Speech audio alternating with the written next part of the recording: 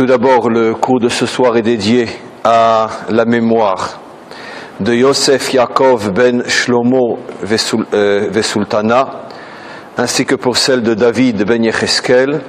Et on remercie tout particulièrement le Rav de la synagogue, le Rav Necher, pour nous avoir donc permis de donner cette conférence ce soir ici à Tel Aviv, dans cette synagogue, dans ce local.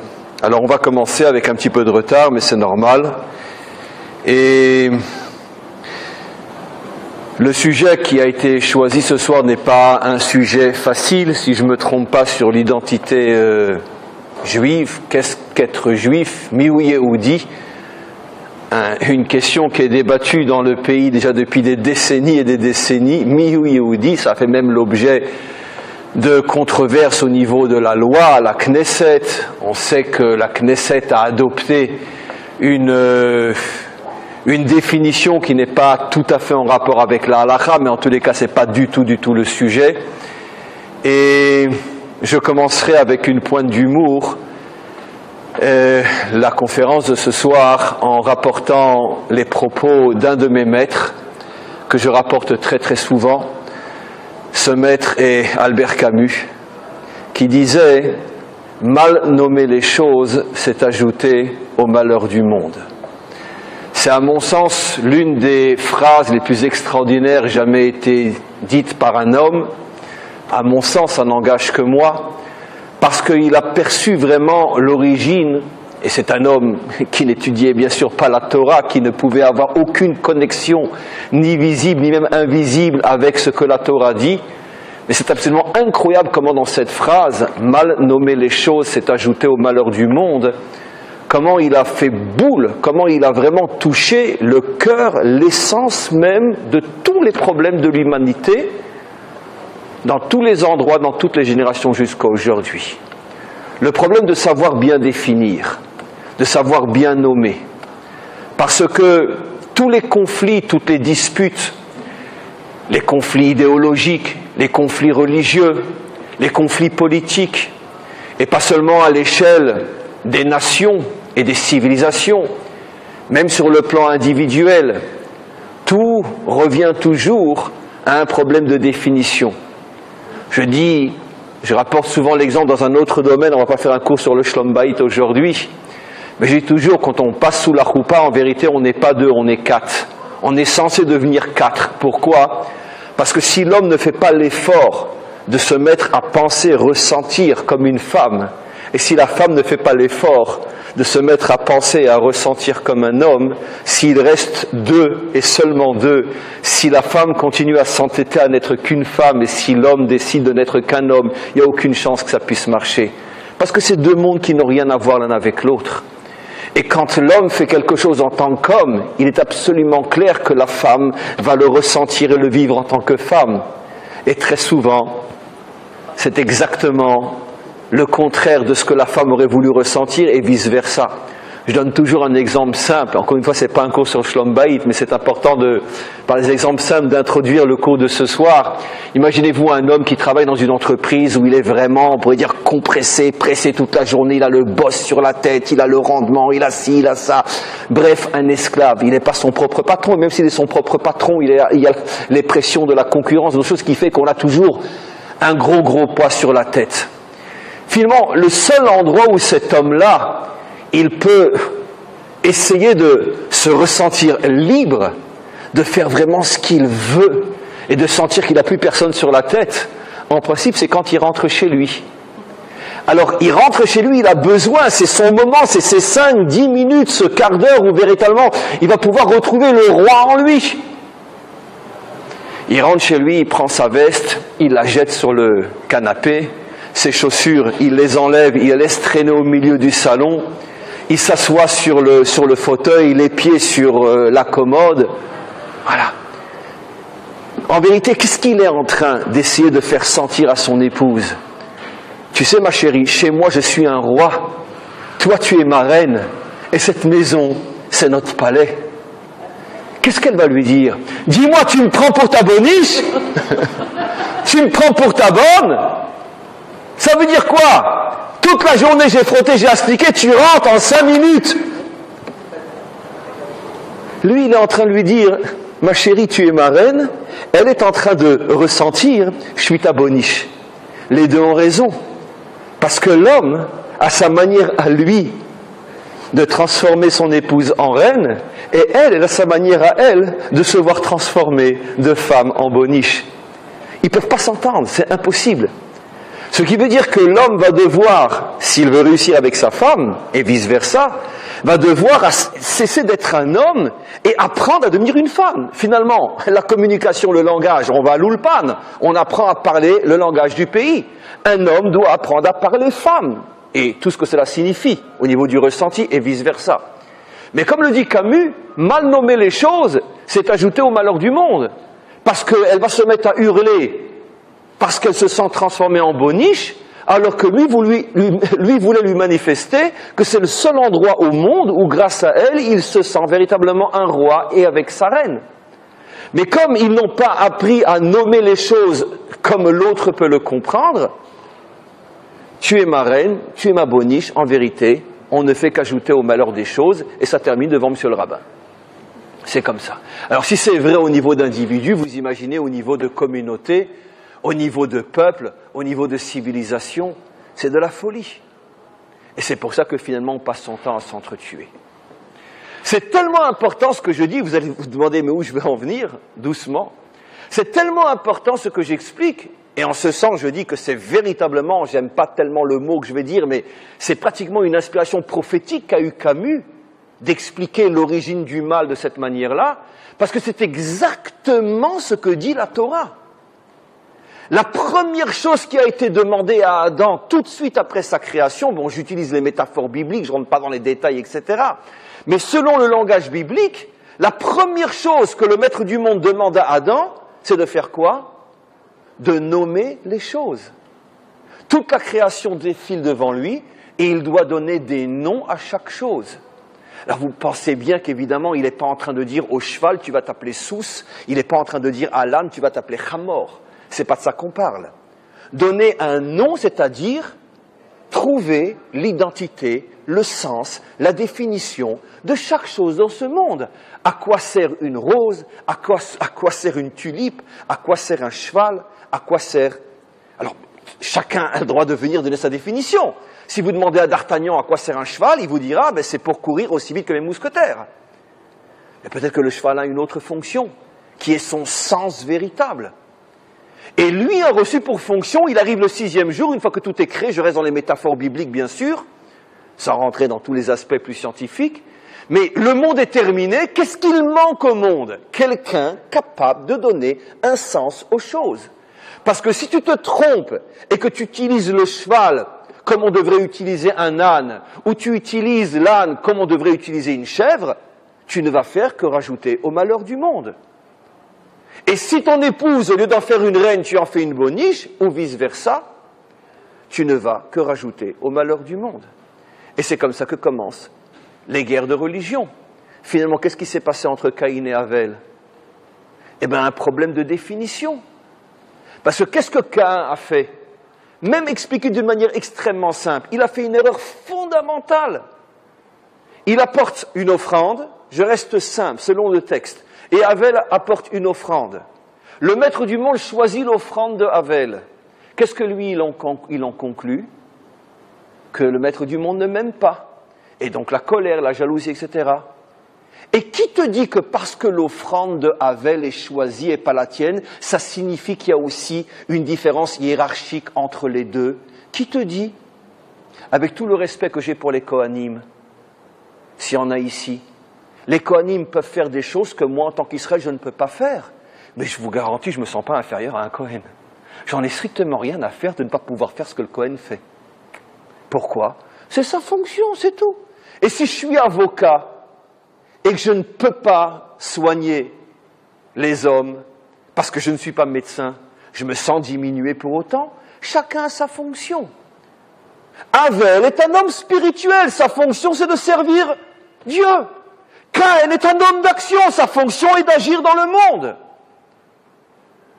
Et donc c'est tout à fait normal que le maître du monde choisit l'offrande de Abel. C'est pour te faire comprendre à toi, Caïn, que c'est pas ta mission d'apporter des offrandes, ta mission c'est d'être un soldat. Il y en a qui décident d'étudier, il y en a qui se battent et défendent le pays. Je ne dis pas quel est mon avis personnel, mais à la rigueur. Parce que je suis un soldat, je suis moins juif que celui qui étudie la Torah, mais qu'est-ce que ça a à voir? Mais rien du tout, pas du tout. La vérité, c'est que moi, je pense que je suis un meilleur juif. Mais lui, sa fonction, c'est de faire ce qu'il fait. Moi, ma fonction, c'est de faire ce que je fais. Le premier meurtre de l'humanité est venu du fait que Caïn n'a rien compris. Le maître du monde n'a pas refusé ton offrande parce que tu es moins que ton frère. Ton frère, c'est un curé, c'est à lui d'apporter l'offrande. Lui, c'est un rabbin. Et les rabbins, ils ont une porte particulière pour que leur prière passe plus vite qu'un homme d'affaires ou un... Parce que c'est pas son truc. Mais ça ne veut pas dire que je suis moins que toi. Et toute notre existence n'est faite que de ce genre de problèmes. La jalousie, la colère, la convoitise, les déceptions, la tristesse, les angoisses. Pourquoi? Parce qu'on nomme mal les choses. Parce qu'il a une plus belle voiture que toi, il a mieux réussi que toi. Si toi tu as décidé que la voiture c'est ce qui fait la réussite, alors tu te fourvoies, tu vas rentrer en enfer. Mais peut-être que ce n'est pas du tout une définition que tu devrais suivre. J'ai toujours pas commencé le cours. On n'est vraiment que dans l'introduction. Et quelle est la preuve que toute la délivrance du monde, ou je vais le dire dans un langage plus moderne, toute la réparation du monde dépend, comme le dit Camus, de notre capacité de bien nommer les choses, de trouver l'identité réelle de chaque chose. Quel est l'un des versets les plus célèbres qui parle de la délivrance finale? Bayom hahu yeh Hashem echad, ushmo echad. Son jour, son nom sera un. Parce qu'aujourd'hui, pour les uns, il s'appelle Allah Akbar. Pour les autres, il s'appelle Jésus. Pour d'autres, il s'appelle Bouddha. Pour d'autres, il s'appelle Confucius, peu importe. Chez nous, c'est un peu plus compliqué, parce que des fois, il s'appelle Hachem, Yudke Vavke, des fois, il s'appelle Elohim, des fois, il s'appelle Shaddai, des fois, il s'appelle Adonai, des fois, il s'appelle Sevakot. Les juifs, c'est toujours beaucoup plus compliqué. Au moins, les chrétiens, ils en ont qu'un, Jésus. Les musulmans, ils en ont qu'un, Allah. Mais nous, on en a une dizaine. C'est encore plus compliqué. Mais c'est bien plus compliqué que le nom lui-même. Donnons un exemple simple dans la vie de tous les jours. Très bien. Là, je me présente comme un enseignant. Mais je suis aussi un mari. Je suis aussi un père de famille. Je suis aussi peut-être un sportif. Je suis peut-être aussi un mitnadev qui travaille, qui est mitnadev, je ne sais pas moi, à Magen David Adom, peu importe, j'ai plusieurs fonctions.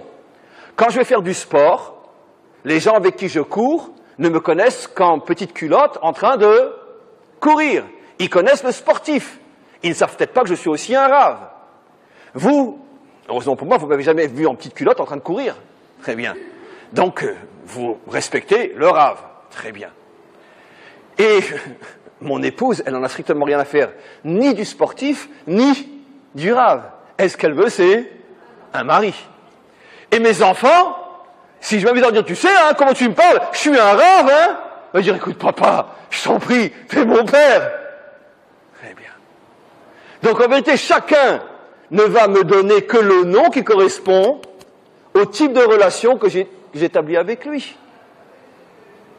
Maintenant, Hachem a plusieurs noms, parce qu'il a plusieurs types de présentations. Des fois, il se présente comme Hachem, des fois comme Elohim, des fois comme Shaddai, des fois comme Tsevakot, des fois comme Adonai, des fois comme El. Et c'est ce qui va aussi créer une pagaille inimaginable à l'intérieur du peuple juif. Vous demandez à quelqu'un, tu es quoi, toi? Moi, je suis Chabad. Et toi, t'es quoi? Moi, je suis Breslev. Toi, t'es quoi? Moi, je suis Haridi. Toi, t'es quoi? Moi, je suis Dati. Toi, t'es quoi? Moi, je suis Chiloni et fier de l'être. Très bien. T'es quoi, toi? Moi, je suis Ashkenaz. Je suis Sfarad. C'est intéressant, hein, il n'y en a plus un qui vous dira, moi, je suis juif. C'est fini, ça, on a oublié ça. Moi, je suis juif, ça n'existe plus. Je suis Haridi, je suis Dati, je suis Breslev, je suis Lubavitch, je suis Ashkenaz, Sfarad, et le juif. On arrive doucement. D'accord? C'est comme si je disais, et ça serait une grave erreur, qui vous êtes, monsieur Dinovitch? Je suis Rav. J'ai donné une bonne réponse? C'est scandaleux. Pourquoi? Parce que c'est une fonction. c'est pas mon naissance. Ou si vous dites, qui tu es toi? Je suis marié. C'est beau, mais c'est pas encore toi. Qui tu es toi? Eh bien, ne cherchez pas à avoir la réponse, personne ne vous la donnera. Personne ne sait qui il est. Personne, personne, personne. Seulement le jour où on arrivera à donner le vrai nom à Hachem, Bayom Haouye Hachem Echad ou Shmo Echad, le jour où on se mettra tous d'accord sur la vraie définition d'Hachem, alors on saura peut-être qui on est nous aussi, parce qu'en connaissant sa source, on sait d'où on vient et donc on sait qui on est. Mais Adam avait pour mission de nommer les choses, ça a tout de suite dérapé parce qu'il y a eu la première faute, et puis depuis, ça fait des millénaires et des millénaires que tous les hommes et toutes les femmes sur Terre cherchent la vraie définition des choses, et on ne sait plus rien. La définition de l'amour, la définition de la liberté, la définition de la liberté d'expression, la définition de la justice. On va réunir 1000 personnes sur la définition de la liberté, il y aura 1 million d'avis. Et ça, c'est 1000 non-juifs. Prenez 1000 juifs, vous aurez 1 milliard d'avis. C'est quoi la liberté? Quelqu'un sait ce que c'est la liberté? C'est quoi l'amour? D'accord? Ne prenez pas mal ce que je vais dire, parce que vraiment, vraiment, vraiment, je n'ai aucune mauvaise intention dans ce que je vais dire. Très bien. Moi, je m'appelle Henri. Eh bien, très bien, je suis amoureux de Pascal. Et alors, ça dérange qui? J'ai pas le droit d'aimer? Moi, je m'appelle Marie. Je suis amoureuse d'Isabelle. Et alors, quelqu'un va m'empêcher d'aimer? Et alors, si j'aime? Toi, Sarah, je t'empêche d'aimer Yehuda. Alors, pourquoi tu vas m'empêcher, moi, Marie, d'aimer Isabelle? C'est les grands problèmes qu'on a aujourd'hui. J'aime. Et alors quoi? J'aime. Je suis une femme mariée. Mais le problème, c'est que mon mari, c'est un goujat. Il ne me respecte pas, il ne m'aime pas. Il ne fait même plus attention à moi, ça fait 15 ans qu'on est mariés, je passe, c'est comme si j'étais invisible. Mais au travail, j'ai un homme qui sait faire attention à moi. J'ai un homme qui me donne de l'attention, qui fait revivre la femme qui est en moi, qui est morte depuis des années, parce que chez moi, je vis avec un mur. Et cet homme-là, il sait me faire sentir que je suis une femme aimée, respectée. Il m'a redonné goût à l'amour. Le problème, c'est que je suis une femme mariée. Et alors, j'ai pas le droit d'aimer? C'est compliqué, la vie. Hein. C'est compliqué. C'est sûr que ce n'est pas le discours que doit tenir un rabbin. Mais c'est très compliqué. Alors, si on définit que l'amour comme valeur suprême, c'est aimer, qui a le droit de venir imposer des limites? Tu as le droit d'aimer une femme, tu n'as pas le droit d'aimer un homme parce que tu es un homme. Tu as le droit d'aimer cet homme avec qui tu es marié, tu n'as pas le droit d'être aimé ou de te faire aimer par un autre homme parce que tu n'es pas son épouse, tu n'es pas passé sous la choupa. Pourquoi? Parce que ce truc technique, il va changer toute la définition de l'amour. Mais c'est tous les conflits d'aujourd'hui. Et à Tel Aviv, c'est le volcan des conflits.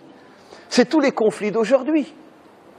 Et finalement, l'idéologie qui prend le dessus partout dans le monde moderne, liberté sans limite, amour sans limite, et toutes les valeurs auxquelles les hommes croient, sans limite. Et le premier qui ose parler de limite, on va le traiter de djihadiste, d'ayatollah, de rétrograde, etc. Bien sûr, évidemment. De raciste, d'extrémiste, de djihadiste, etc. Dis, bah, tu te crois en Iran, toi? Ça veut dire quoi? Et donc, l'idéologie, finalement, des valeurs sans limite, c'est celle qui dirige le monde aujourd'hui. Mais disait Camus, mal nommer les choses, c'est ajouter au malheur du monde. Parce que si jamais notre définition de l'amour est fausse, si jamais notre définition de la justice est fausse, si jamais notre définition de la tolérance est fausse, et qu'à cause d'une tolérance extrême, on finit par préparer la disparition de l'Europe et de l'Occident, parce qu'à force de vouloir tolérer, l'identité occidentale est en train de disparaître, sans que dans les détails vous avez tous compris, Alors, finalement, c'est ajouté au malheur du monde. Après avoir finalement introduit la conférence de ce soir, on va en arriver au titre. De toutes les notions qui construisent l'homme, la femme, l'histoire, les peuples, les civilisations, la plus mystérieuse de toutes est, à mon sens, la définition de l'être juif. C'est quoi un juif? C'est plus compliqué que de savoir c'est quoi l'amour, plus compliqué que de savoir c'est quoi la liberté, la justice, la tolérance, le droit de liberté d'expression, tout ce que vous voulez. Ça, c'est le plus compliqué de tous. C'est quoi être juif? Pour les uns, c'est respecter la Torah et les mitzvot. Très bien. Donc, ce qui veut dire que si je mange du porc à Kippour, je ne suis pas juif. Quelqu'un prend ce que je viens de dire au sérieux? Je dis toujours, j'habite à Jérusalem. Je marche dans la rue à Jérusalem, tout d'un coup vient quelqu'un, Stam, il veut m'agresser, il me dit, t'es pas juif, toi. Je vais réagir. J'entends même pas ce qu'il dit. Si moi je suis pas juif, alors qui l'est? Eh bien, je suis peut-être pas un bon juif, certainement. Mais en tout cas, dire que je suis pas juif, c'est impossible. Donc, ça ne me touche pas. Faisons l'essai, Rehov Shenkin, Shabbat, d'accord? J'arrive, moi, là où il y a une terrasse de café bien remplie, de bons Israéliens, Tel Avivi, d'accord? J'en arrête un et je lui dis, dis-moi, tu fumes Shabbat? T'es pas un juif, toi. Si j'arrive à terminer la phrase sans directement aller à l'hôpital, c'est un miracle. Moi, je suis pas juif, moi. Comme ça, tu me parles? C'est impossible. D'abord, qui oserait dire une chose pareille? Et si vraiment il m'envoie à l'hôpital, je lui dirais merci. Ah, c'est beau. Quelle belle réaction. Parce que véritablement, je mérite d'aller à l'hôpital. Pour oser dire à un juif de Tel Aviv qui fume le Shabbat à la terrasse d'un café, t'es pas juif, il faut vraiment, je veux dire, la seule place, c'est ou le cimetière ou l'hôpital. Parce que c'est honteux de parler comme ça, évidemment. J'aurais pu lui dire, tu n'es pas un juif pratiquant, à la rigueur. Et encore, il va me dire, moi j'ai fait l'armée, moi, je pratique, j'ai fait l'armée. Chacun ses mitzvot. Très bien. Mais lui dire, t'es pas juif, c'est honteux. Donc, on ne peut pas dire qu'être juif, c'est celui qui accomplit la Torah. Est-ce qu'on peut dire qu'être juif, c'est celui qui vit en Israël? C'est encore plus ridicule et plus stupide que voilà, tous les juifs qui vivent en dehors de la terre d'Israël ne sont pas juifs. Évidemment. Le Baal Shem Tov n'était pas juif, le Gaon de Vilna n'était pas juif, Rashi n'était pas juif, Maïmonide n'était pas juif, Ben Ishraï n'était pas juif. Combien de ceux qui ont construit notre peuple, ils n'ont jamais vécu en Israël? Donc c'est quoi? Alors, plus idiot que les deux premières définitions, je suis de mère juive. Pourquoi c'est complètement idiot? Bien que c'est vrai. Parce qu'en disant je suis de mère juive, t'as défini quoi? C'est mécanique. Et justement, la question se pose. Et pourquoi celui qui naît de mère juive est juif? Pourquoi? C'est pas une réponse, puisque la réponse elle-même, elle est sujet à 1 milliard de questions. Pourquoi? Parce qu'on est né de mère juive, on est juif. Mon père, c'est un grand maître de la Torah. Par erreur, par inadvertance, peu importe comment, il a eu un enfant avec une non-juive. Son fils est non-juif. Ma mère, elle s'est fait violer par un cosaque. Elle hurlait pendant qu'elle était en train d'être violée. Et son enfant est juif. Non mais on nous prend pour quoi? C'est ridicule. Ça n'a aucun sens. Le cosaque, il fait des juifs. Malheureusement, ils en ont fait des milliers. Des centaines de milliers. Avec des femmes juives violées. Et le contraire? Non. Donc c'est pas une réponse. Quelqu'un peut m'expliquer ce que c'est être juif? Personne n'y arrivera. Personne n'y arrivera. C'est la raison pour laquelle je reviens à ce que je dis. Quand on demande à quelqu'un, t'es quoi toi? Je suis Chiloni, je suis Dati, je suis Haridi, je suis Breslev, je suis Litaï, je suis Lubavitch, je suis Chassid Gour. Mais personne ne vous dira, je suis juif. Pourquoi? Parce que c'est quelque chose qu'on ne peut plus dire. Personne ne sait ce que veut dire être juif. C'est l'une des identités les plus mystérieuses C'est peut-être pour ça que l'humanité tout entière se focalise sur ce peuple, parce que dans le Tat-Mouda, dans le subconscient des nations, elles sentent qu'elles font face à quelque chose d'inacceptable, d'incompréhensible. C'est quoi les Juifs? Je suis français parce que je vis en France. Je suis chrétien parce que je crois dans le Nouveau Testament. Je suis musulman parce que je crois en Allah. Je suis bouddhiste, je suis hindouiste. À chaque fois que je me définis avec une identité X, Y, Z, je peux expliquer pourquoi. Je fais du zen tous les jours, du yoga tous les jours, je suis bouddhiste. Je vais à l'église tous les dimanches matins, j'allume une cierge devant Marie, je suis chrétien ou catholique. Mais nous, on dit, je suis juif, tu fais Shabbat? Non. Tu manges kasher? Non. D'accord? Et ta femme, elle s'appelle Christine. Ah ouais. Mais je suis juif. Et dis-lui qu'il n'est pas juif, tu vas voir la réaction. Alors c'est quoi? Quelqu'un d'entre vous a une idée? C'est quoi? On a finalement fait le tour des 3 possibilités. Shomer Torah, né de mère juive, israélien, on peut être druze israélien, on peut même être un soldat de Sayeret Matkal et être un druze, donc c'est pas encore ça qui fait de nous un juif. Alors quoi? Comment? Oui, mais c'est quoi? C'est quoi? C'est quoi? Non, je dis pas que ce que vous dites est faux, mais c'est quoi? Une âme juive.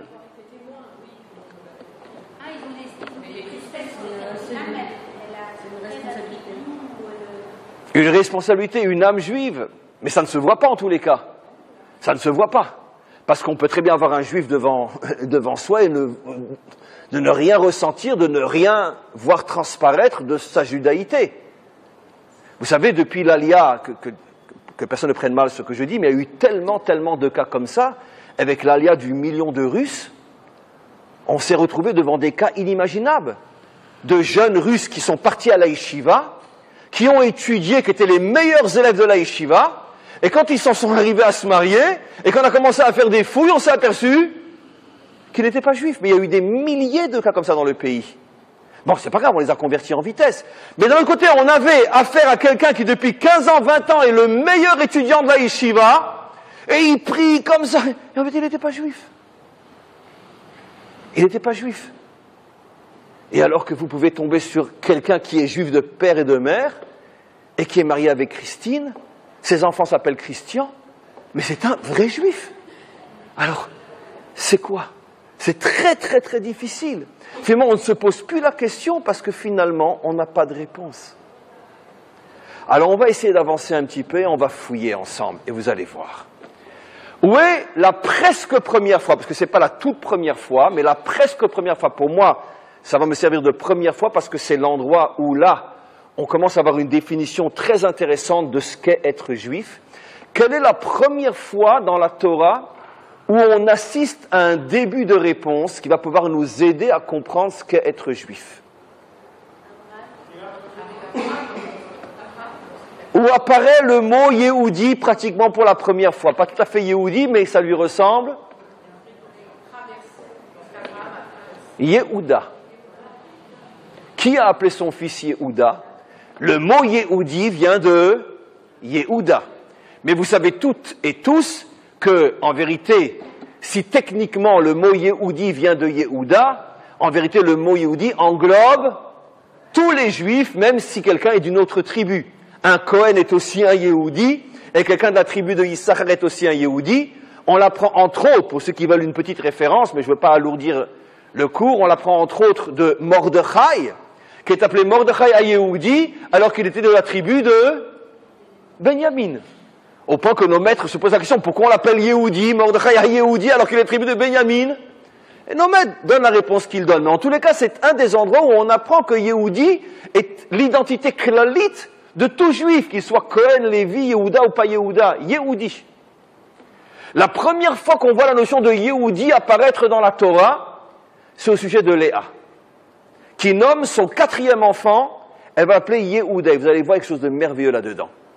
Un bref rappel. Qu'est-ce qui se passe? Léa, comme on le sait, est une épouse qui souffre terriblement de ne pas être aimée par son mari. Prenons les choses même, on pourrait dire d'une manière très humaine, très terre-à-terre, car la Torah, ce n'est pas uniquement de grandes envolées spirituelles, c'est aussi, surtout et avant tout, l'histoire des hommes et des femmes. Comprenons ce que cette pauvre femme traverse. Elle est la première à donner un enfant à Yaakov. Elle l'appelle Réhouben, regarde, je te donne un fils. Réhouben, Réhouben, regarde, je te donne un fils. Mon mari, tu vas faire attention à moi? Non seulement il n'était pas là pour l'accouchement, c'est tout juste s'il vient pour la circoncision, et puis ça ne change rien à la relation qu'il établit avec elle, il l'ignore complètement. Elle souffre, la pauvre femme, elle souffre, vous imaginez, elle s'est quand même mariée, il y a eu ce qu'il y a eu, mais bon, elle est maintenant là, elle lui donne un enfant, elle l'appelle, regarde ce fils, rien. Le deuxième, Shimon, elle souffre tellement, pendant toute la deuxième grossesse, elle est seule, abandonnée. Elle porte un deuxième enfant. Son mari, Jacob, ne s'approche pas d'elle plus que ni pour le premier, ni avant, ni après. Quand le deuxième naît, elle s'adresse à Hachem et dit « Regarde ce que je souffre, maître du monde.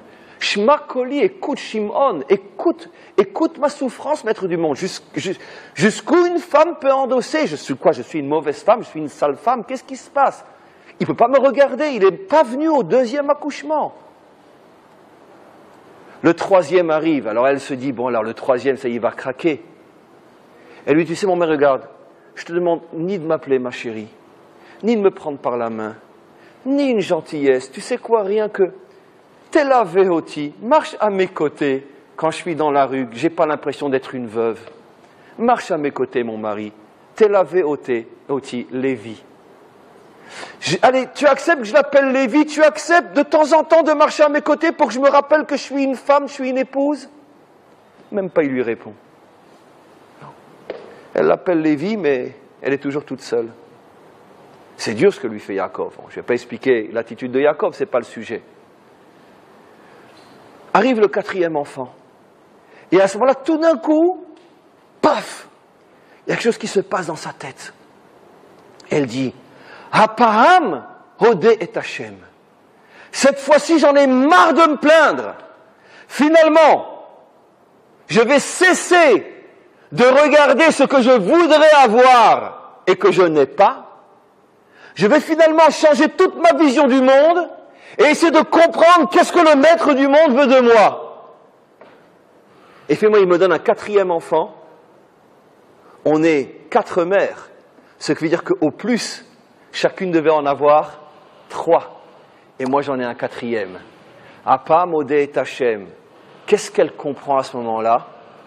Arrête d'être celui qui nomme, selon sa compréhension, sa définition des choses.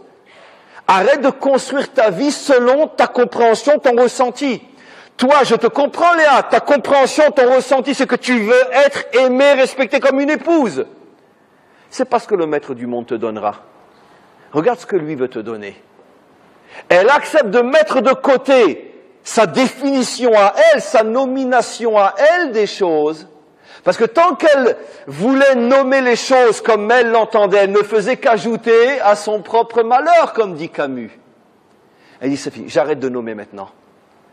Maître du monde, tu viens de me donner un 4e enfant alors qu'on est 4 femmes, ce qui veut dire que de toute façon, c'est moi que tu as choisi pour être la mère essentielle d'Israël, la constructrice du peuple juif. Apam Odé et Hachem. Elle appelle Yehuda. Qui va sortir de Yehuda? David Ameler, Mashiach. À partir du moment où elle accepte d'être à l'écoute de ce que le maître du monde veut pour elle, elle se rend compte que finalement, il veut pour elle la meilleure des choses, en faire la matrice de celui qui va sauver le monde. Toute la lignée du roi David sort d'elle. Elle l'appelle à ce moment-là Yehuda, Yehudi. Nos maîtres posent une question. Elle aurait dû l'appeler à ce moment-là Hodeya. On fait tous de l'hébreu. Si Hapam hodé et Hachem. Maintenant, je te remercie, Hachem. J'arrête de souffrir, de ne pas être l'épouse que j'aurais voulu être. Je vais apprendre à ressentir le bonheur d'être la mère principale du peuple juif. C'est pas ce que j'aurais voulu, mais c'est ce que tu as décidé pour moi. Je vais en faire mon bonheur. Hodé et Hachem. Nos maîtres posent une question. Dans ce cas-là, elle aurait dû appeler cet enfant Hodéya. Je loue, je remercie Hachem. Pourquoi Yehuda? C'est un mot composé qui n'a rien à voir avec... Bon, on retrouve la racine, évidemment, mais en tout cas, c'est pas le mot qu'on attend. Hodéya. D'ailleurs, il y a des filles qui s'appellent Hodéya. Mais pourquoi elle n'appelle pas ce garçon Hodéya? Pourquoi Yehuda? Nos maîtres nous disent, parce que dans Yehuda, tu as les 4 lettres du nom d'Hachem. Et avec un dalet, tu as Yud, He, Vav, et à la fin, avec un dalet au milieu. Vous voyez comment s'écrit le nom d'Hachem, Yud, Ke, Vav, Ke. Donc dans le nom Yehuda, tu as toutes les lettres du nom divin, principal, avec le rajout d'un dalet. Si vous regardez maintenant le mot qui découle de Yehuda, Yehudi. Donc moi je ne vais pas vous le montrer sur un tableau. Yehudi, vous avez toutes les lettres du nom divin. Yud, He, Vav, et après vous avez Di. Mais Di c'est quoi? C'est la décomposition d'un He. Comment s'écrit un He? Un He, c'est un dalet avec un Yud. Eh ben, vous sortez le Yud du dalet, vous le mettez en haut, ça fait Yehudi. Au lieu de dire Yudke Vavke, Yehudi. Ce qui veut dire que dans le mot Yehudi, il y a les 4 lettres du nom divin, simplement que le dernier est décomposé, parce que un E s'écrit, je parle en hébreu de parchemin, un E s'écrit un dalet avec un petit Yud en bas. Vous prenez le Yud, vous le montez à côté du dalet, vous avez le Di. Yehudi. C'est ça. Ça veut dire quoi? Ça veut dire que la première fois qu'apparaît le mot Yehudi ou Yehuda dans la Torah, c'est à partir du moment où un être humain prend conscience. Nos maîtres nous disent que c'est la première fois depuis la création que quelqu'un avait remercié Hachem. Écoutez-moi bien parce que c'est une bombe atomique. Nos maîtres posent une question, quoi? Il faut attendre Léa pour qu'arrive quelqu'un qui remercie Hachem? Adam n'a pas remercié Hachem? Ève n'a pas remercié jamais Hachem. Avel n'a pas remercié Hachem. Noach n'a pas remercié Hachem quand il a été sauvé dans le déluge. Abraham n'a jamais remercié Hachem. Yitzhak n'a jamais remercié Hachem. Yaakov n'a jamais remercié Hachem. Nos maîtres disent il faut attendre Léa pour la première fois sur terre que quelqu'un remercie Hachem. Mais c'est normal. Parce que si vous me donnez quelque chose, madame, et que je vous dis merci, je vous ai remercié? Non. C'est pas ça remercier. Parce que vous m'avez fait plaisir. Bon, je vous dis merci, très bien. Mais quand tu reçois ce que tu demandes, quand on comble tes besoins, le merci c'est très mécanique, c'est très technique, ça ne prouve rien. Mais quand on ne te donne pas ce à quoi tu aspires, on te donne autre chose que ce pourquoi tu vivais, et que malgré tout tu dis merci, ce merci-là, il a une valeur inestimable. Elle, pendant des années, elle voulait être considérée comme une épouse, et finalement elle a dit merci à Hachem d'avoir fait de moi une mère. C'est pas ce que je voulais, mais merci. Nos maîtres disent, c'est la première fois que quelqu'un dit merci à Hachem depuis la création, parce que c'est la première fois que quelqu'un sur terre ne reçoit pas ce à quoi il aspirait le plus, et malgré tout il dit merci. Être capable de dire merci lorsque finalement on n'a pas ce que l'on voulait, et on doit se contenter d'autre chose, et que l'on comprend que cette autre chose finalement c'est le meilleur pour nous, parce qu'on a eu ce déclic de se dire mais peut-être que je me trompe, peut-être que finalement lui c'est mieux que moi, et j'accepte, merci. Un merci comme ça, il n'y avait jamais eu sur terre. Et évidemment que quand Noah est sorti de l'arche, il a dit merci. Et évidemment, espèce de goujac, tu vas pas dire merci. Hachem te sauve, tu dis pas merci. Et évidemment que quand Abraham a été sauvé de la fournaise, il a dit merci. Mais ce n'est pas un merci, c'est évident un merci pareil. Mais dire merci, quand pendant des années je verse des torrents de larmes parce que mon mari ne m'aime pas, et finalement je dis merci pour autre chose que je n'ai pas demandé, mais je comprends que finalement c'est ce que je dois recevoir, ce merci-là, il est inestimable, il est sans limite, tellement il est grand. Et ça, c'est pas donné à tout le monde. Parce que finalement, on cherche tous à recevoir selon les définitions que l'on a de la vie. Dans un autre domaine, puisqu'on parle aussi de couple. Un homme arrive là-haut, je peux prendre l'exemple d'une femme, mais peu importe, il arrive là-haut après 120 ans, d'accord? Il dit, je veux voir le maître du monde tout de suite, qu'on me le montre! Ah, les anges ont peur, on voit un excité comme ça, je veux dire, on l'amène dans le bureau du maître du monde, il tape sur l'arbre, il dit, je comprends pas. Mais dis-moi, depuis que je suis gosse, on m'a appris que depuis que tu as terminé de créer le monde, la seule chose que tu fais, c'est ta seule occupation, c'est quoi?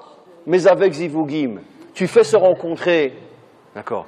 Et moi, 120 ans dans ce monde, t'as pas été foutu de me la faire rencontrer au moins une fois? C'est quoi? Le maître me dit, ouh, calme-toi, viens. Tout est filmé, chacun a le film de sa vie, assis-toi. Cinéma gratos, Esquimau, tout ce que tu veux, gratos, très bien. Il voit le film de sa vie, très bien.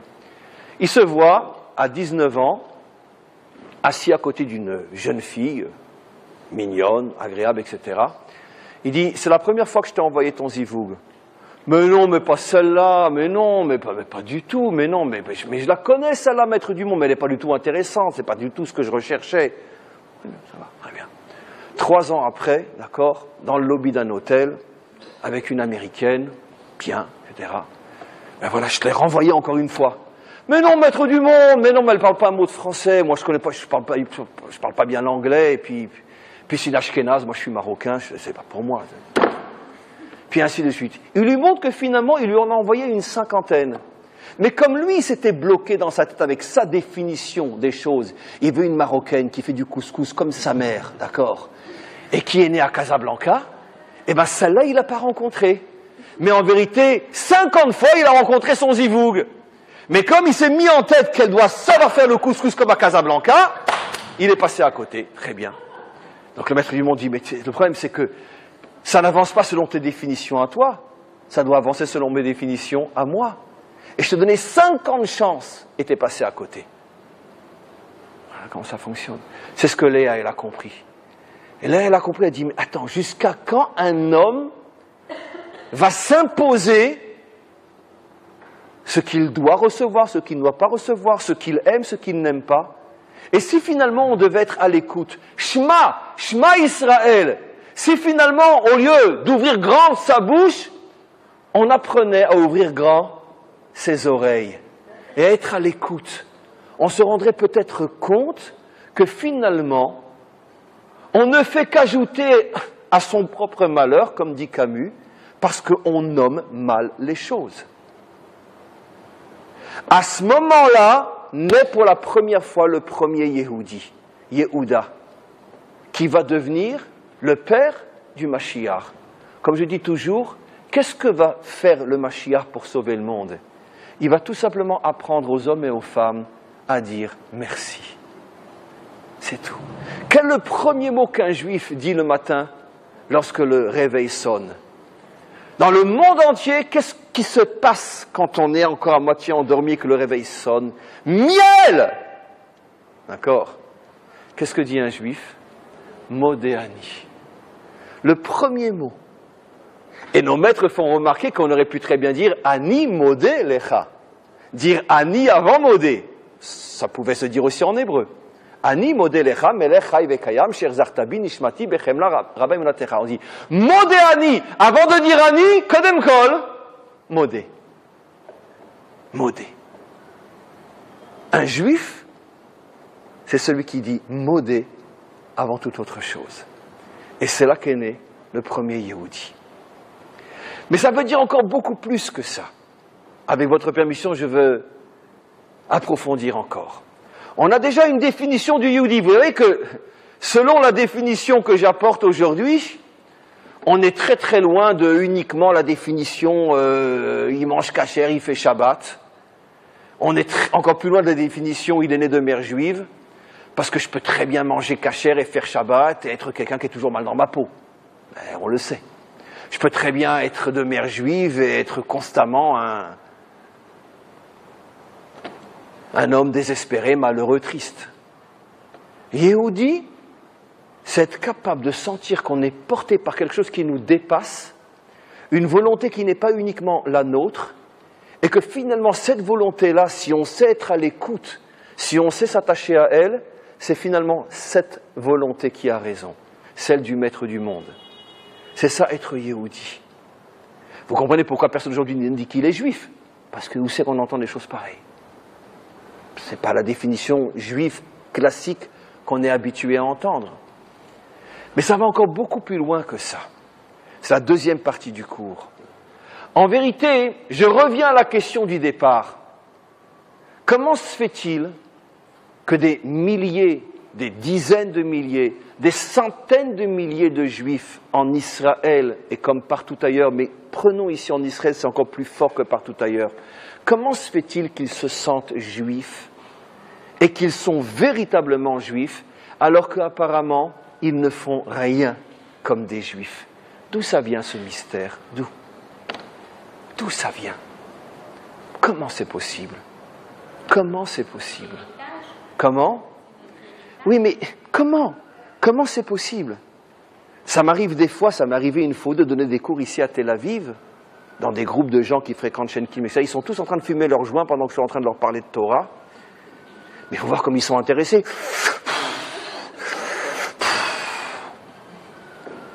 Et des fois, je me pose la question en les regardant, je dis, mais ils sont tellement intéressés.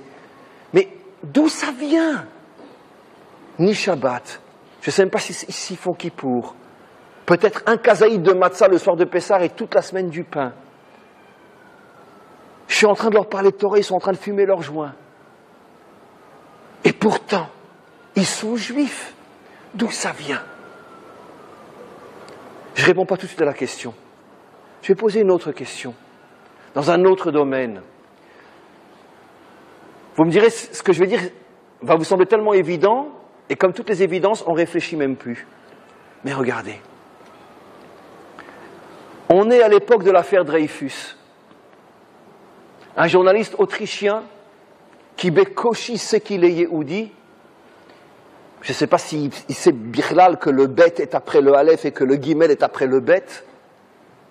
Il sait qu'il est juif, mais complètement assimilé.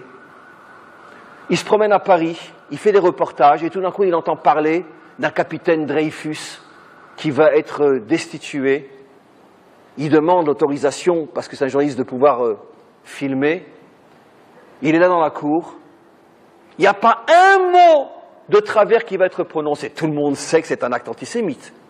Mais il ne sera pas traité de sale juif, encore moins de sale youpin. Non, traître à la France. Très bien. Mais tout est fait de manière à ce qu'on ne puisse pas visiblement voir qu'on s'attaque à un juif. Lui, ça le bouleverse au plus profond de ses tripes. Et cet acte qui va se passer devant ses yeux, qui va durer quelques minutes, sans qu'on traite Dreyfus de sale juif, de sale youpin, de nécrochu, de rien du tout. Mais lui, ça va le bouleverser et il va mettre en place ce qui fait qu'aujourd'hui, on est ici, tous en Israël. Je pose toujours une question qui, jusqu'à aujourd'hui, je n'ai pas encore trouvé une réponse qui me satisfait. Au même moment, à la même époque, en Ukraine, en Pologne, en Russie, les femmes sont violées, les hommes massacrés, je parle des pogroms, d'accord, les femmes enceintes éventrées, les bébés sortis et jetés dans le feu, les pogroms de Kiev, de Kishinev, de Odessa, à la même époque, dans des endroits où les Juifs ont de grandes barbes, de grandes péotes, de grands chapeaux bretons. Je ne comprends pas. Lui assiste à un capitaine français, Dreyfus, qui est destitué. Eux voient leurs femmes et leurs enfants massacrés. Et lui, ça le remue au plus profond de ses tripes. Et il en mourra jeune, il est mort jeune d'épuisement, de porter sur ses épaules ce projet qui était démentiel et démentiel pour un petit journaliste autrichien. Et aujourd'hui, on est tous là, grâce à ce mécanisme qui a été mis en marche il y a de nombreuses décennies, au même moment de vrais juifs, dans le sens simple du terme, voient des hommes pendus, des enfants volés, rentrés dans les couvents, des femmes éventrées, des bébés sortis du ventre, des enfants jetés dans le feu. Et personne n'arrive à être ébranlé, à mettre un processus en place comme lui. Pendant des millénaires, nos pères et nos mères disent les Shana Abba Birushalayim. Lui ne l'a pas dit une seule fois sans doute, jusqu'à l'affaire Dreyfus. Et c'est grâce à lui que je suis là, et pas grâce à tous ceux qui pendant des millénaires ont dit les Shana Abba Birushalayim. Qu'est-ce qui s'est passé? Comment c'est possible? Comment c'est possible? Comment c'est possible? L'essence, très bien.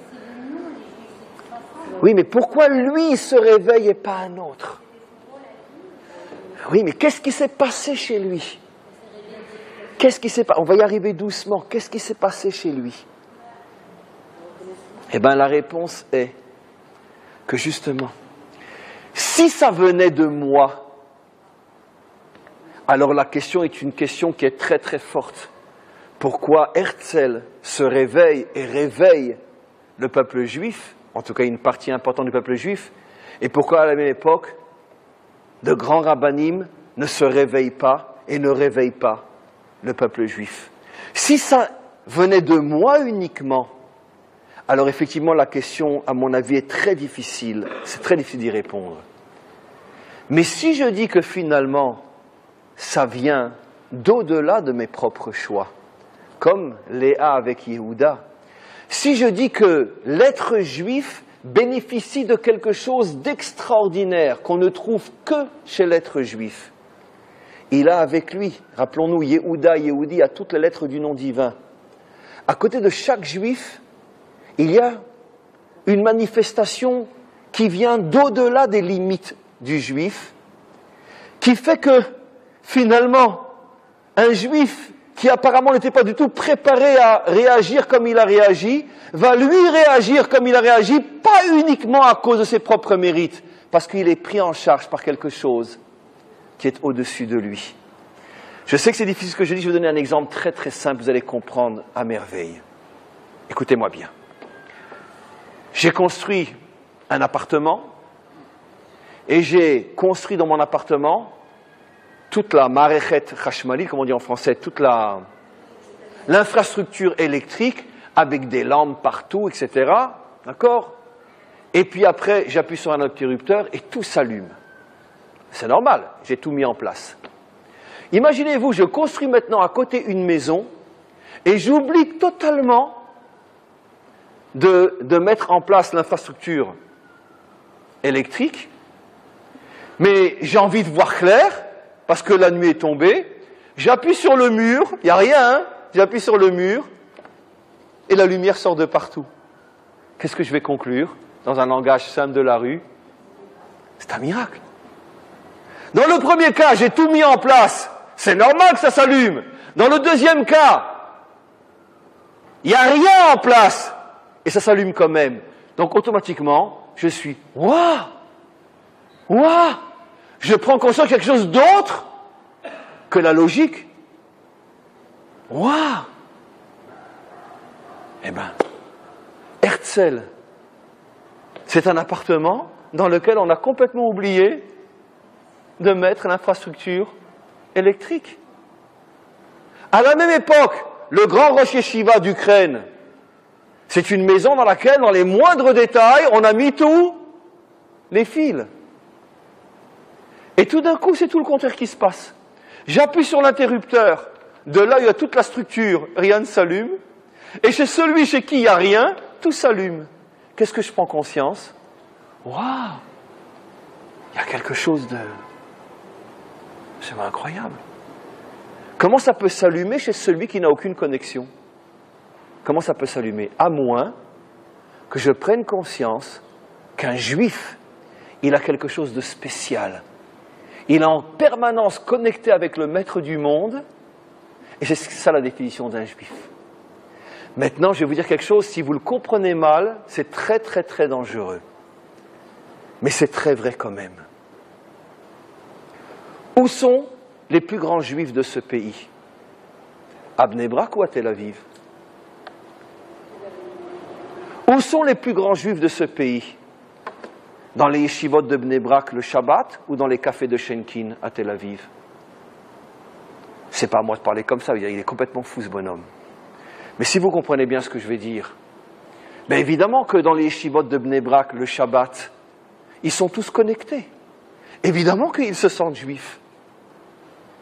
Mais l'Israélien de Shenkin, qui n'a aucune connexion, qui n'a rien de visiblement suffisamment fort pour lui rappeler qu'il est juif, et que malgré tout, quand son peuple est en danger, il vibre de tout son être, il est prêt à donner sa vie pour ce peuple face auquel il n'a aucune bonne raison de se sentir connecté. Ça, c'est un miracle. C'est pas un miracle qu'un juif de Bnei Brak se sente juif. C'est un miracle qu'un juif de Shenkin se sente juif. Vous comprenez ce que je dis? Parce que c'est tout à fait normal qu'un juif de Bnei Brak est illuminé, puisqu'il est constamment en train de se connecter à tous les fils spirituels qui font que la lumière passe en lui. Mais moi, je suis un juif de Shenkin. Je n'ai aucun fil, j'ai rien construit. Je ne sais même pas que c'est Shabbat aujourd'hui. Et pourtant, si on ose toucher à mon identité de juif, je deviens pire qu'un tigre. Moi, je ne suis pas juif. Mais d'où ça te vient? D'où ça te vient? Eh bien, chez toi, je vois ce qu'est un juif. Quelqu'un qui est connecté au maître du monde, indépendamment de sa volonté. C'est ça le mystère de l'identité juive. De voir que quelqu'un, encore une fois, je me répète, ne fait rien, n'a aucun signe extérieur, même de son désir d'être connecté, et malgré tout, il est connecté. Ce qui veut dire que quand je vois un juif comme ça, en vérité, qu'est-ce que ça me rappelle? Eh bien, que le maître du monde existe. Parce que quand je vois un juif de Bnei Brak, je ne suis pas sûr que le maître du monde existe. Pourquoi? Mais parce que c'est normal qu'il parle de Dieu, puisque c'est ce qu'on lui fait dire depuis qu'il est né. Mais quand je vois un juif de Tel Aviv, qui malgré tout va dire « moi je suis juif », je dis « mais attends, je comprends pas, mais comment il peut dire qu'il est juif celui-là ?» Donc qu'est-ce que j'entends? Mais c'est pas lui qui parle, c'est le maître du monde qui parle. Ce qui veut dire qu'un chiloni, d'une certaine manière, est inconsciemment encore plus le témoin de l'existence du maître du monde qu'un juif religieux. Je ne sais pas si vous me suivez. Vous comprenez? Parce que normalement, seulement celui qui vit ouvertement avec la Torah devrait se sentir et se dire juif. Mais pas celui qui ne fait rien et qui va même contredire. Alors pourquoi il se dit juif? C'est pas lui qui parle en vérité, c'est le maître du monde. Les plus grandes preuves de l'existence du maître du monde, la plus grande preuve de la dimension surnaturelle de l'identité juive, ce sont les juifs qui mangent du porc à Kippour et qui, malgré tout, sont prêts à mourir plutôt que de se faire traiter de non-juifs. Ce que je dis est très très dangereux, parce que dans ce cas-là, vous allez sortir de là en disant on a écouté le cours du Rav, voilà. On va tous devenir des Johnny Hallyday, pour moi la vie va commencer. Très bien. Bien sûr. Ce que ça veut dire. Non. Évidemment que le but n'est pas d'en arriver là. Mais le but est de vous montrer que finalement l'identité juive est quelque chose de complètement surnaturel. C'est quelque chose qu'on ne peut en aucun cas expliquer d'une manière logique. Et à chaque fois que quelqu'un qui précisément ne fait rien dit avec la plus grande sincérité qui sort de ses tripes « je suis juif », en réalité ce n'est pas lui que j'entends, c'est le maître du monde que j'entends me dire « je suis là ». Parce que comment c'est possible qu'ils se disent juifs? Et c'est la raison pour laquelle le maître du monde a tenu à ce que ce soit Herzl qui nous ramène sur notre terre et pas un barbu. Parce qu'un barbu, c'est normal, ça fait des millénaires qu'il dit les Shana Bab Yerushalayim. Ça prouve rien.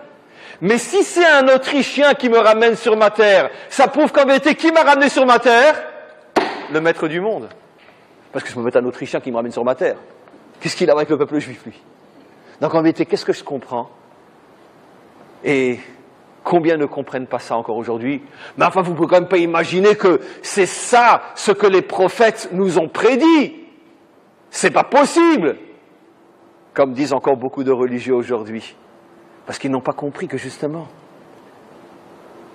la seule preuve que le maître du monde nous a ramenés sur notre terre et que c'est vraiment Réchid Géoulatenu, c'est parce que justement c'est passé par des hommes qui apparemment n'avaient pas cet idéal, cette vocation, cette sensibilité millénaire de l'Eshana Abba Yerushalayim.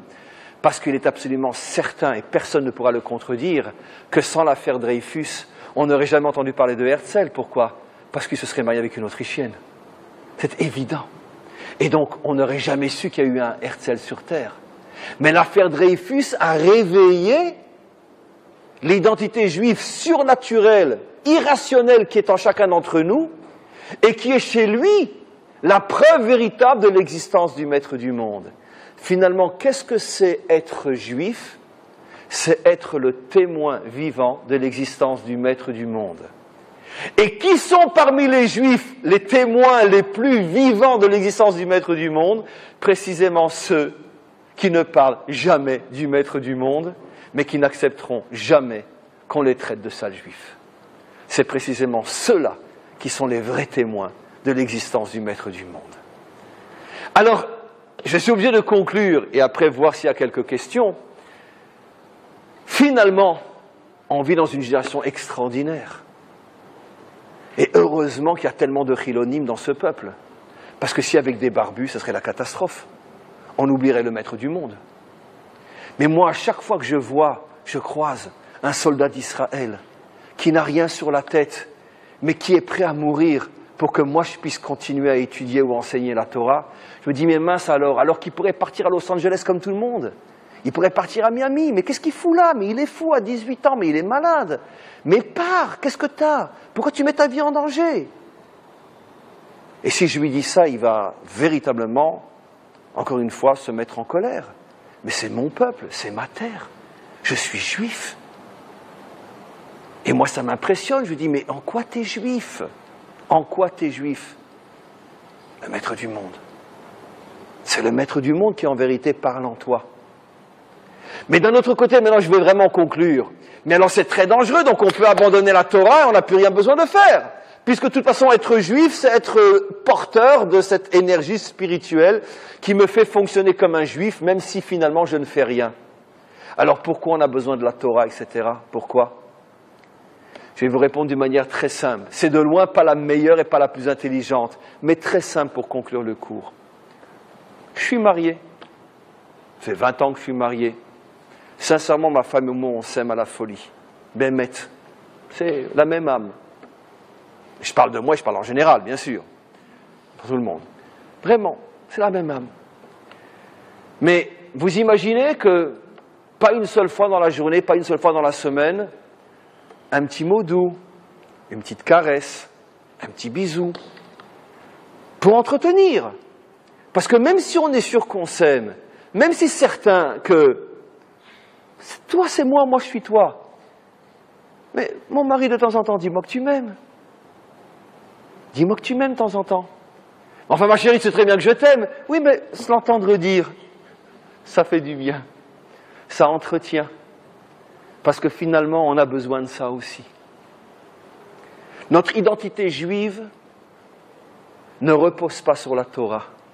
Herzl n'avait jamais mis les tefilines de sa vie. Il a sauvé le peuple juif. Mais d'un autre côté, on ne peut pas vivre sans la Torah, comme un homme et une femme ne peuvent pas passer 20 ans de leur vie sans se dire « mon amour, je t'aime ». Parce que ces mots, c'est ce qui entretient cet amour qui n'a peut-être pas besoin de ces mots-là, mais c'est ce qu'il entretient quand même. Ce qui veut dire que si je suis juif uniquement parce que le maître du monde me maintient en tant que juif, je vais ressembler à un homme et une femme qui vivent ensemble et qui s'aiment, mais qui finalement n'ont plus aucun échange. Je raconte toujours cette histoire extraordinaire. Je suis en train de marcher dans la rue, c'est Yehuda, il a 75 ans, il marche dans la rue, puis tout d'un coup, au loin, il reconnaît un copain de l'école primaire ou du lycée. Il appelle et dit « Yehuda, Yehuda, tu te souviens de moi? Shimon, tu te rappelles ?» Les deux ont 75 ans. « On était à l'école ensemble, à l'école... Oh oui, je me rappelle, ouais. Oh ouais, tu te rappelles, le maître un tel, la maîtresse un tel, oh, ils s'embrassent, etc. Oh, tu sais mais qu'est-ce que tu fais là? Ben, je suis de passage. Oh, tu sais quoi, je t'en prie, viens avec ta femme, viens, t'es marié, bien sûr, oui, bien sûr, viens, on vous invite à dîner ce soir. Il lui donne son adresse, son Waze, etc. Venez, voilà. 75 ans les deux, ça fait tous les deux 50 ans qu'ils sont mariés. Très bien. Alors, l'invité arrive chez son hôte, puis pendant tout le repas, donc celui qui a découvert son copain d'enfance, il parle à sa femme, tout ça. Ma beauté, ma biche, mon hirondelle, ma colombe, mon tout, mon éternité, ma raison de vivre, ma joie d'être, etc. Puis lui, il est comme ça, il voit ça, il dit « Oh !» À la fin de la soirée, il va chez lui, il dit « Mais comment tu fais? 50 ans, t'es marié, comment tu fais encore pour l'appeler comme ça ?» Il dit « T'es trop idiot, je me souviens plus comment qu'elle s'appelle. » Ça veut dire « Mon hirondelle, ma colombe, ma belle », parce qu'il ne se souvient plus qu'elle s'appelle Sarah, parce qu'il lui parle plus. Donc il lui parle plus, il a oublié son nom. Donc, ma chérie, ça on peut dire à tout le monde. Eh bien c'est exactement ça. Un juif sans Torah, même si le fait d'être sans Torah n'enlèvera peut-être rien à son sentiment d'être juif, c'est comme je l'ai expliqué durant tout le cours, ce sentiment d'être juif, en vérité, il t'est donné en cadeau par le maître du monde. Mais d'un autre côté, si tu n'es pas capable d'avoir des petits mots d'amour avec le maître du monde, si tu n'es pas capable de lui apporter des fleurs, mettre les tefilines, si tu n'es pas capable de lui écrire un petit mot doux de temps en temps, une petite prière, si tu n'es pas capable de lire les mots doux qu'il t'envoie de temps en temps, une étude de Torah, si tu n'entretiens pas une relation amoureuse avec lui, on ne peut pas vivre comme ça, on le sait tous, parce que les humains, ils ont besoin d'entretenir les sentiments. Eh bien, ce qu'on comprend entre un homme et une femme, ce qu'on comprend entre des parents et des enfants, ce qu'on comprend entre deux humains, on ne peut pas le comprendre avec le maître du monde. Ce n'est pas parce que je te dis je t'aime qu'on est plus ou moins mariés, ma chérie. Mais d'un autre côté, ça fait du bien de le dire, ça fait du bien de l'entendre. Quand le maître du monde voit qu'un juif mange kasher, quand il voit qu'il respecte Shabbat, quand il voit qu'il met les tefilines, quand il voit qu'il fait des efforts pour exprimer son attachement, c'est sûr que c'est très différent de celui qui dit « je suis juif », mais pendant 365 jours, on ne voit pas en quoi il est juif. Donc ce n'est pas la Torah qui fait de nous des juifs, c'est notre identité surnaturelle qui nous a été donnée par le maître du monde. Mais la manière de lui dire merci, c'est justement tous ces mots doux, tous ces mots d'amour qui se résument à 613 mitzvot, qui sont autant de mots d'amour pour dire au maître du monde, tu sais, je t'aime et regarde ce que je fais pour toi. Alors évidemment, après, combien de fois je dis je t'aime par jour, par semaine, par mois, c'est-à-dire combien de mitzvot je fais, ça c'est déjà chacun où il en est, avec son besoin et son envie de manifester au maître du monde qu'il a un attachement visible à son égard. Mais quoi qu'il en soit, c'est comme ça que finalement on arrive à cet équilibre entre le fait de se sentir juif, qui n'a rien à voir avec la Torah, et le fait de dire à Hachem qu'on l'aime en faisant toutes sortes de choses qui entretiennent et qui construisent cette relation. Amen v'chen yhi ratzon. Voilà. Est-ce qu'il y a une question ou deux, ou sinon...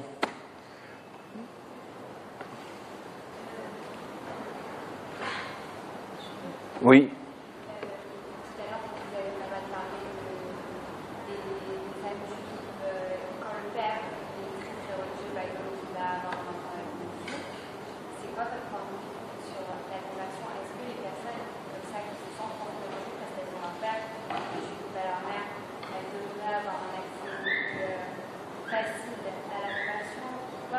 Oui, de toute façon, en Israël, la loi est que si quelqu'un il a un père juif, il se convertit très facilement.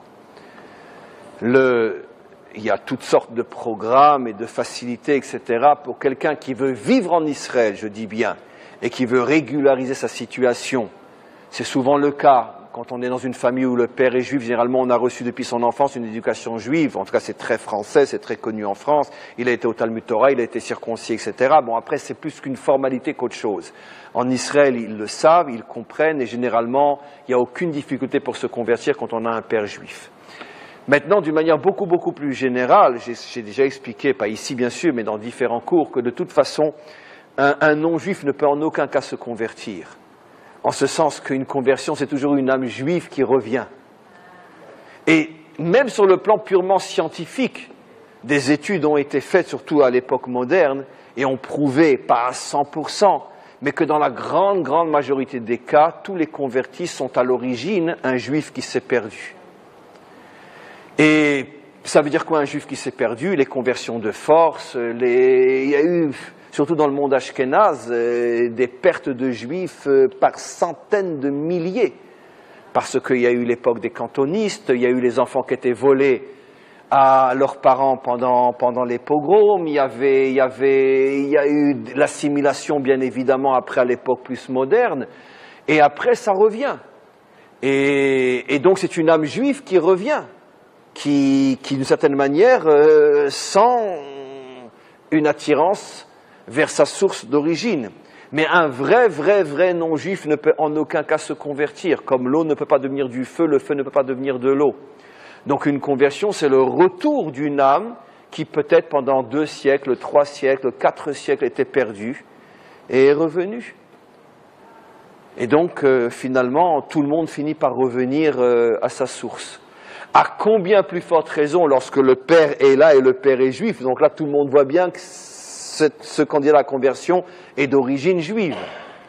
Puisque moi je parle même dans un cas où on ne voit aucune origine juive, même en fouillant 2, 3, 4, 5 générations, et des fois en fouillant beaucoup plus. On sait que par exemple, un exemple idiot, il y a beaucoup de conversions venant de Corse. Mais, oui, beaucoup en Israël. Mais d'un autre côté, on sait que l'un des seuls pays qui a accepté des Juifs après l'Inquisition, c'était précisément la Corse, qui n'était pas encore française à cette époque-là. Et beaucoup de Juifs sont arrivés là-bas, par milliers, et puis après, se sont assimilés, perdus, peu importe, voire même convertis, peu importe. Et puis après, ça revient. Et donc, en Bretagne aussi, il y a le même phénomène. En Bretagne, en Alsace, il y a eu énormément aussi de Juifs convertis de force en Alsace. En Bretagne, c'est connu aussi. C'est l'un des endroits de France où viennent le plus de convertis. En Bretagne, parce qu'il y a eu aussi des communautés entières qui ont été converties au christianisme de force en Bretagne. À l'époque du Moyen-Âge, la Renaissance, etc. Et donc ça revient avec les années, ça revient. Ça revient. Gam vegam, c'est là, mais c'est aussi dans l'ADN, c'est aussi... on a prouvé scientifiquement que la nature juive est un petit peu différente aussi. C'est normal, c'est normal, je veux dire, chaque civilisation, j'aime pas le mot race, mais chaque race a son propre ophi, a sa propre identité, même au niveau de l'ADN. Donc ça revient avec le temps, absolument. On a des preuves scientifiques comme quand même les Kohanim à l'intérieur du peuple juif ont un ADN un petit peu différent d'un simple Israël. Donc, à plus forte raison, un juif par rapport à un non-juif. C'est bien sûr pas un problème de supériorité ou de différence hiérarchique, à Dieu ne plaise. Mais malgré tout, il y a des différences.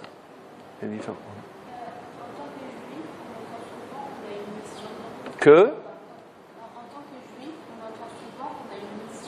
oui. Dans l'optique du cours d'aujourd'hui, dévoiler le maître du monde. Bayom haoui Hashem le melech al kol haaretz. En ce jour, il sera roi sur toute la terre.